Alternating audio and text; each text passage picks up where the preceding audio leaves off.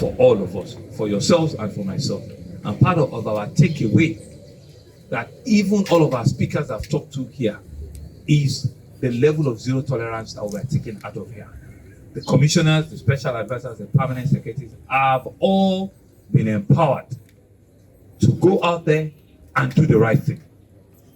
And you will see, you gentlemen of the press, also when we begin to solve our building, I will begin to do all those difficult things. We're hoping that you'll be able to give us a fair reportage to know that we're not just being insensitive, we're not just being wicked, we just want to do the job and do it well. So when we see a building or we see properties that are blocking drainage channels and we say we're going to pull it down, we're hoping that you'll be on our side and be able to report to say that this has to go. Right? And that's the only way where we both can, live in a sane and safe and secure society. And we all talk about it, the livable standard, of any city. And that's one of the things that we're all taking out from here. You will be seeing, and I mentioned it also during my speech at the swearing, there's going to be zero tolerance. And people cannot just assume that, all our laws will not be obeyed. It will be.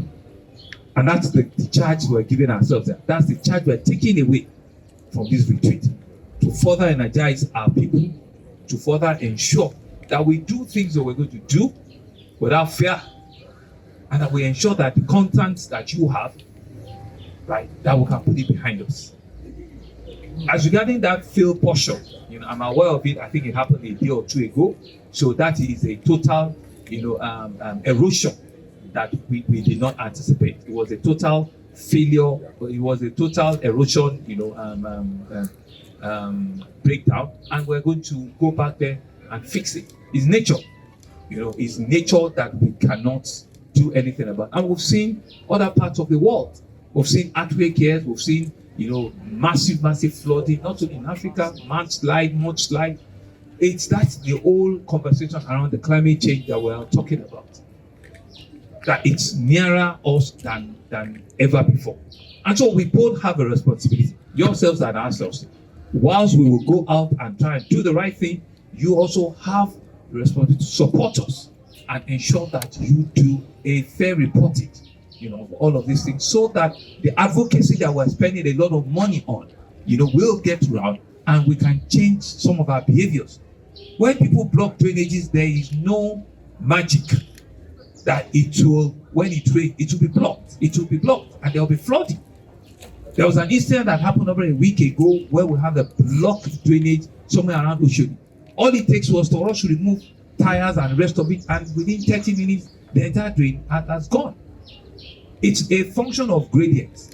Water flows when the pouring is heavy.